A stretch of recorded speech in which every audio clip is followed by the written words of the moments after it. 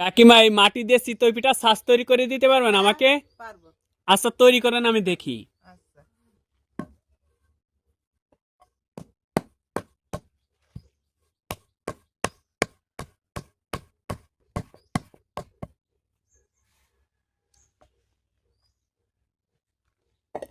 এটা কি কাকিমা? এই তো এইটা ডাইস এইটাতে তৈরি করতে হবে তাহলে।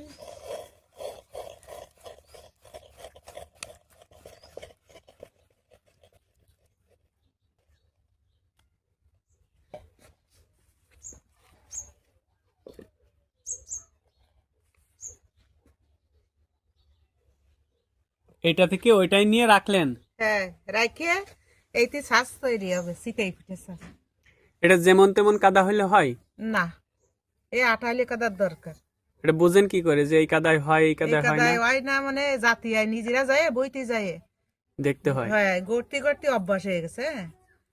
আমরা দেখলি শিখা যায় যে এই মাটিটাই আমাদের আঠালি মাটি কাজ করে, তাই ইচ্ছা দিয়ে ইরাকে মাটিটা নিয়ে আসতে যাইয়ের সাথে, মানে ওনাকে দেখা দিতে হয় যে এই মাটিটাই আমাকে নেবো, উনরা ভরে। আচ্ছা বর্তমানে এগুলো কত টাকায় বিক্রি হচ্ছে কাকিমা? এগুলোর ধরো মানে আমি তো কাঁচা তাই পাইকারি দিই 6 টাকা করে। এই আর শীতকালে কি বেশি বিক্রি হয়? হ্যাঁ, এই শীতকালে বেশি বিক্রি হয়। ধরো রসের পিঠে, সাদা পিঠে, ছেলে মেয়ে নিয়ে সবাই খাবে। হ্যাঁ, বাবা হুম। পিঠে শীতকালেই বেশি হয়, কিন্তু গরমের সময় হলে পিঠে পিঠে বড়াটা বানায় না। হয়তো যারা বাইরে থাকে হয়তো আসলে একটু হয়তো একখানে বানায় দিল মা বাবাই, আর বৌমারা তো বানাতেই চায় না।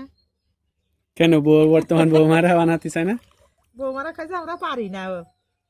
ওনাগের গ্যাসে ওই যে গ্যাসের ছাঁচ তো ওই যে ছোট ছোট তা বিক্রি হয়। হুম। বৌমারা বলে যে আইসে মাংস টাংস খাও, লুডুস খাও, কত কিছু রান্না করে দে। এই পিঠা যে চলে যাচ্ছে দিন দিন, তাই না? হ্যাঁ, পিঠা ছেলে ফেলে খেতে চায় না রে বাবা, মাংস রুটি চালের রুটি তারপরে শখ করে একটু খায়। বর্তমানে আস্তে আস্তে সবকিছু কি হারাই যাচ্ছে। হ্যাঁ, এই মাটি, এই গন্ধ, এই স্বাদ ওই তো সবকিছুই হারাই যাচ্ছে হয় কি আস্তে আস্তে। মাটির আগে আড়িতি কড়াই আড়িতি তরকারি রান্না খেতে আউনে খায়, কেউ খায় না, সেই জন্য তো এরকম আছে। এ তৈরি হয়ে গেল হ্যাঁ, কাকিমা? হয়ে গেছে, হয়ে গেছে। ওয়াও, দারুণ।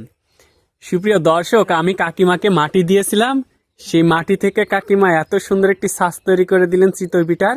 যদি ভিডিওটি ভালো লেগে থাকে অবশ্যই লাইক কমেন্ট শেয়ার করে অন্যকে দেখার সুযোগ করে দিবেন।